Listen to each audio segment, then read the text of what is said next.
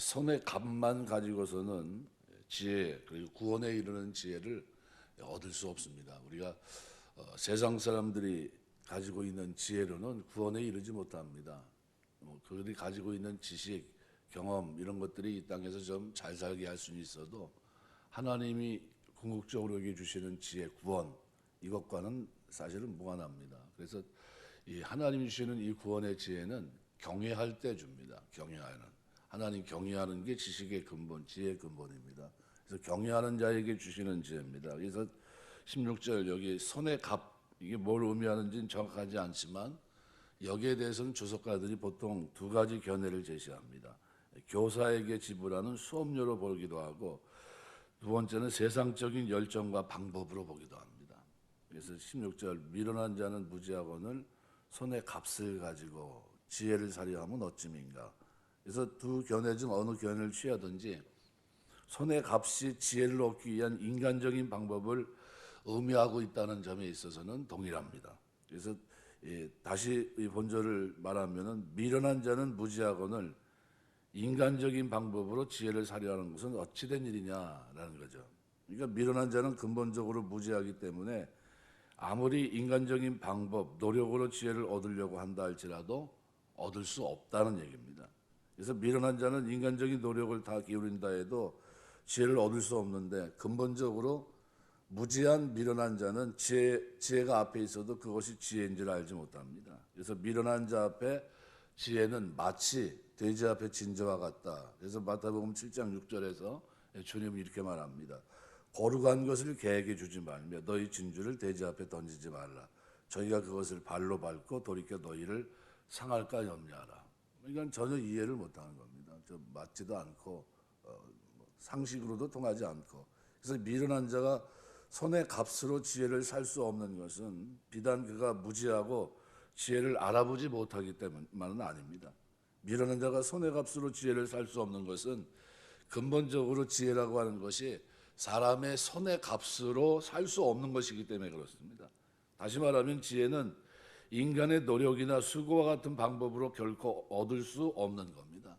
참 지혜는 땅에 속한 것이 아니라 하늘에 속한 겁니다.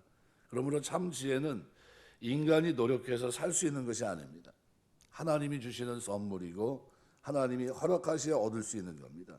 그런데 하나님은 미련하고 완고한 자에게 이 지혜 선물을 주지 않습니다. 따라서 미련한 자는 아무리 노력해도 모든 인간적인 방법을 동원해도 결코 지혜를 얻을 수 없습니다. 그들은 기껏해야 세상 지혜를 얻습니다. 세상 지혜로 세상을 보다 편안하게 살 수는 있습니다. 그러나 그러한 세상 지혜로 구원에 이르는 건 아닙니다. 구원과는 관계가 없습니다. 그러니까 구원에 이르게 하는 참 지혜는 어떤 사람이 얻을 수 있는가? 그것은 경외하는 사람입니다. 그래서 성경에서 말하는 미련한 자라고 얘기했을 때 미련한 자는 세상 지식이나 지혜가 부족하다 그런 얘기를 하고 있는 게 아닙니다. 그것이 얼마든지 우리보다 많을 수 있고 누가 봐도 탁월할 수 있습니다. 그러나 생명의 근원이신 하나님을 알지 아니하고 경외하지 않은 자, 그래서 미련한 자로 보통 표현합니다. 그래서 미련한 자를 보통 두 가지 단어를 쓰거든요. 캐실이라는 단어. 그래서 이 도덕적으로 종교적으로 또 여기 할 때는 우리가 잘 알고 있는 나발이라는 단어 쓰거든요. 이 두 단어가 보함이 돼서 이렇게 상호 이게 왔다 갔다 하면서 쓰고 있거든요. 그러니까 그 미련한 것 자체가 그런 의미로 가지고 있습니다. 그래서 미련한 자라고 하는 것이 세상 지식이나 지혜가 부족한 자를 의미하지 않고 생명의 근원이신 하나님을 알지 못하고 경외하지 않는 사람을 의미합니다. 그래서 하나님은 이렇게 당신을 알지 않고 경외하지 않은 자에게는 구원에 이르는 참 지혜를 주지 않습니다. 하나님은 오직 당신을 경외하는 자에게 구원에 이르게 하는 참 지혜를 선물로 주십니다. 그래서 지혜가 부족하거든 후히 주고 꾸짖지 않는 하나님께 구하라. 하나님께 구할 수 있는 사람은 누굽니까? 세상 지혜가 아닙니다. 이거는 하나님 앞에서 겸손하게 하나님 경외하는 사람들이 지혜를 구합니다. 어떻게 하면 더 하나님 잘 섬길 수 있습니까? 주께서 베푼 은혜를 무엇으로 보답할 수 있습니까? 이거는 어떤 이런 질문 자체가 누가 하는 겁니까? 구원받은 사람들이 하는 겁니다. 더 하나님의 은혜 속에 있는 사람들. 그래서 그러한 이유로 성경은 잠언 9장 10절에도 여호와를 경외하는 것이 지혜의 근본이다. 시작이란 겁니다. 이 근본이 시작입니다. 그러니까 여호와를 경외하면서 비로소 지혜를 얻을 수 있다는 겁니다. 경외하는 거기서부터 지혜의 출발이라는 겁니다. 거기서부터 이제 지혜가 나온다는 거예요.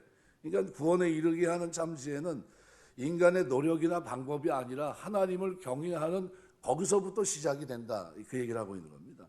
세상 사람들은 자기 노력과 방법으로 지혜를 얻으려고 하지만 또 지혜를 얻었다고 말하지만 그들은 지혜를 얻을 수 없고 그들이 얻었다고 하는 지혜는 다 거짓 지혜입니다. 이거는 경외하는 것과 아무런 무관하기 때문에 그렇습니다. 그들의 지혜가 거짓인 것은 헛된 우상을 자기 손으로 만들어 섬기면서 그것이 자신을 구원할 것이라고 믿는 사실을 통해서 우리가 확인할 수 있습니다. 그들은 결국 불타 없어질 허탄하고 저주스러운 우상과 함께 파멸의 자리에 던질 겁니다. 왜요? 그 지혜는 하나님 앞에 구원을 이루게 하는 지혜가 아니기 때문입니다. 결국 불타 없어질 허탄하고 저주스러운 우상과 함께 파멸의 자리에 던져지게 되고, 그래서 참 지혜를 얻고자 한다면 모든 인간적인 방법을 내려놓고 하나님을 의지하고 경외해야 됩니다. 그것이 참 지혜를 얻는 유일하고도 확실한 방법입니다. 시편 111편 10절 보면 여호와를 경외함이 곧 지혜의 근본이라 그 계명을 지키는 자는 다 좋은 지각이 있나니 여호와를 찬송함이 영원히 있으리로다. 그러니까 여호와를 경외하는 자에게 좋은 지각이 있다. 그 우리가 말한 대로 거기에 뭐가 있다? 지혜가 있다는 겁니다. 여호와를 찬송함이 영원히 있을 것이다.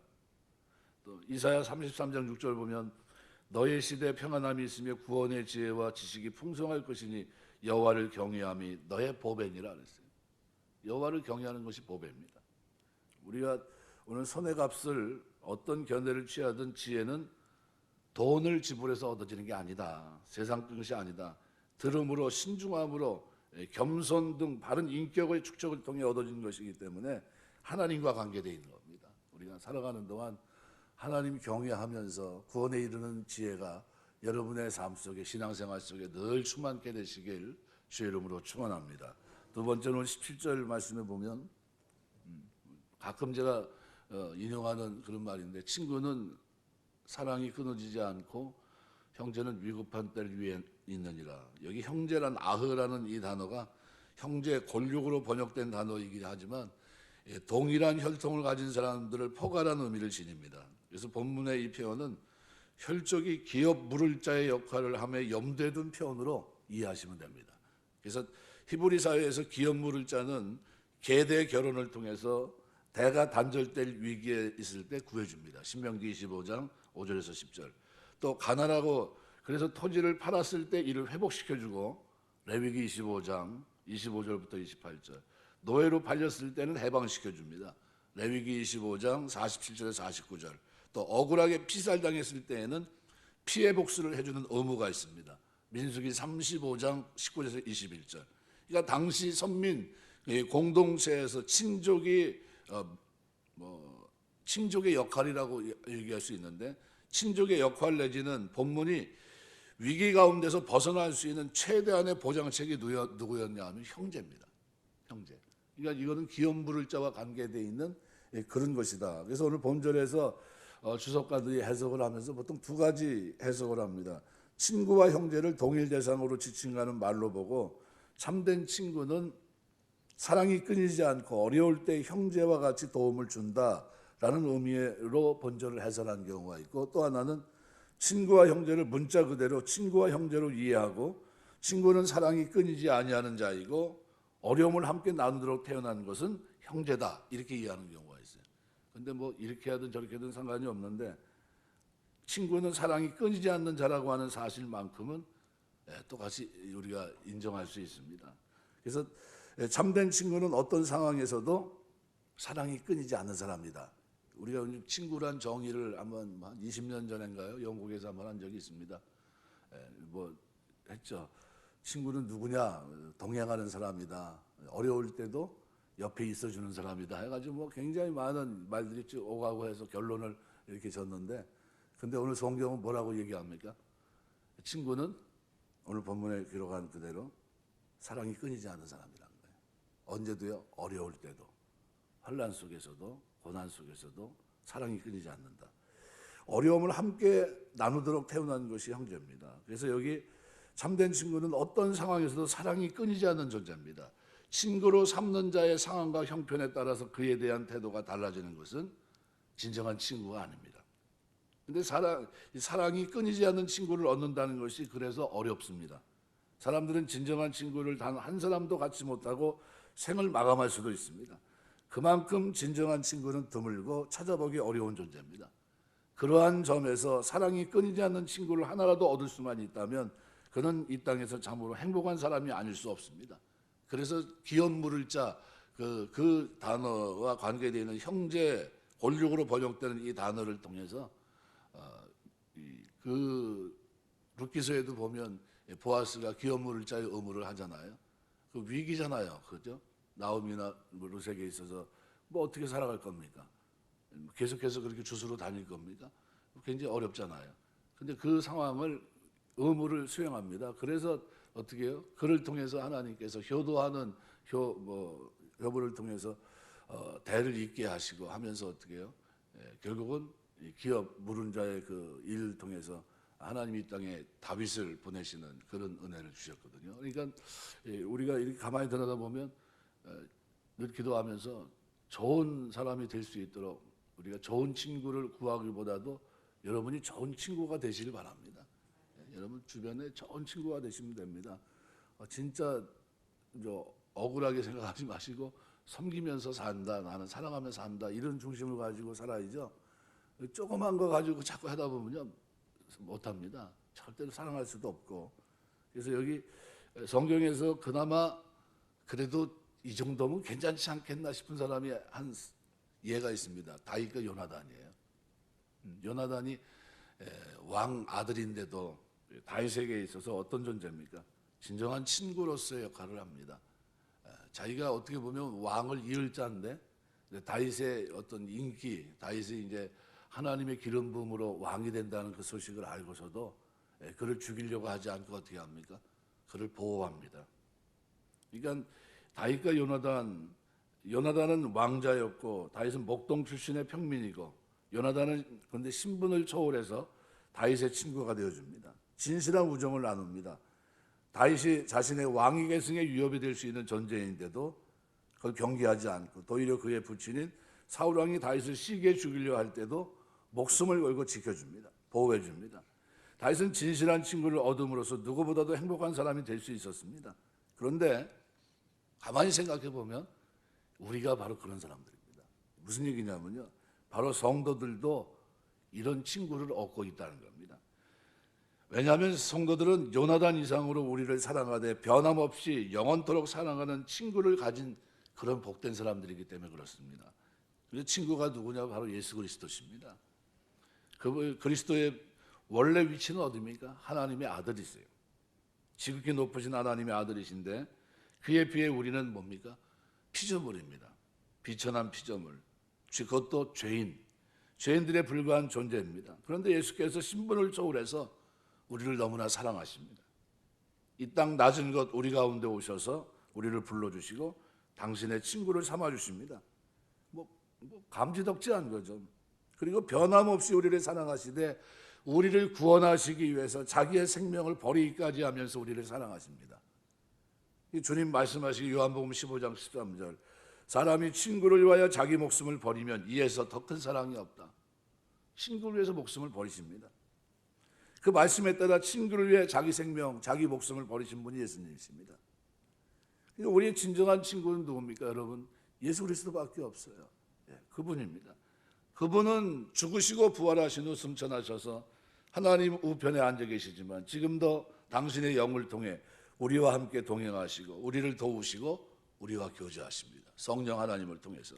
그러므로 우리는 이 세상에 제대로 된 친구가 단 한 명이 없다 할지라도 실망하지 말아야 됩니다. 세상 친구들이 우리를 속이고 실망케 한다 할지라도 낙심할 필요가 없습니다. 우리의 참 보신 그리스도께서 함께 하시기 때문입니다. 세상 친구들이 우리를 배신한다 해도 예수 그리스도는 언제 어떤 상황에서도 우리를 버리지 않고 우리와 함께 하시고 우리를 도우시고 우리를 위로하시기 때문입니다. 사무엘하 1장 26절 보면 내 형 요나단이여 내가 그대를 애통함은 그대는 내게 심히 아름다움이라. 그대가 나를 사랑함이 기이하여 여인의 사랑보다 승하였도다. 요나단에 대한 다윗의 아름다운 고백입니다. 요한복음 15장 10절, 15절 보시면 이렇게 변합니다. 이제부터는 너희를 종이라 하지 아니하리니 종은 주인이 하는 것을 알지 못함이라. 너희를 친구라 하였노니 내가 내 아버지께 들은 것을 다 너희에게 알게 하였음이니라. 너무나 놀라운 은혜를 우리에게 주시지 않았나 생각이 됩니다. 우리가 살아가는 동안 이 친구에 대한 정의를 할 때 오늘 본문은 친구는 뭡니까? 사랑이 끊어지지 않고 위급한 때를 위해 있느니라. 그런데 우리 주님은 우리에게 어떤 분입니까? 이 두 가지 필요 충분의 조건을 다 가지고 계시고 우리를 변함없이 영원히 사랑하고 계십니다. 나는 친구로서 대하겠다는 거예요. 아브라함에게 뭐라고 얘기합니까? 아브라함은 나의 벗이라 그랬어요. 친구라는 거예요. 이게 친구라는 건 뭡니까? 기도에 소통이 있고 말씀 속에 교제가 있고 그런 아름다운 경건한 삶이 바탕이 되어 있는 거예요. 그래서 경외하는 그 가운데 모든 것이 다 있는 겁니다. 하나님 경외하는 지식, 거기서부터 모든 것들이 시작된다. 말씀을 맺겠습니다. 오늘 우리가 두 가지를 놓고 잠깐 우리가 묵상을 했는데 경외하는 세상 지혜는 구원에 이르게 하지 못합니다. 그런데 하나님이 주시는 경외함으로 얻어지는 지혜는 구원에 이르는 은혜가 있습니다. 늘 하나님 경외하는 자세를 잃어버리서는 안 됩니다. 또 하나는 우리 주님은 어떤 분입니까? 우리의 진짜 끊어지지 않는 사랑, 영원한 사랑을 위해서 이 땅에 오신 겁니다. 나를 친구 삼아 주신 분입니다. 그럼 우리가 하나님을 대할 때 어떻게 대해야 되겠습니까? 친구이신 우리를 친구로 대우하시면서 영원한 생명일로 이끌어 가시는 그 주님 앞에 우리가 할 수 있는 최선은 뭡니까? 찬양과 충성입니다. 감사합니다 하면서 그 길을 걸어가는 거예요. 내가 이 길을 걸어가는 동안 위급할 때 그때 기도할 때마다 들어주시고 또 함께 하시는 겁니다. 그래서 어제 아침에 생각한 대로 평강의 하나님이 기도할 때 어떻게 해요? 마음과 생각을 지켜주시고 그 평강의 하나님 말씀대로 행할 때 어떻게 해요? 그 하나님께서 우리와 함께 계십니다. 내가 너와 함께 하면서 어떻게 함께 해주시는 거예요? 평강의 하나님이. 그 하나님이 바로 누굽니까? 우리 오늘 친구이신 그리스도십니다. 우리가 살아가는 동안 주님 말씀 붙잡고 늘 기도하면서 주와 함께 동행하는 아름다운 걸음이 저 여러분의 믿음 생활 되시길 주의 이름으로 축원합니다. 기도하겠습니다.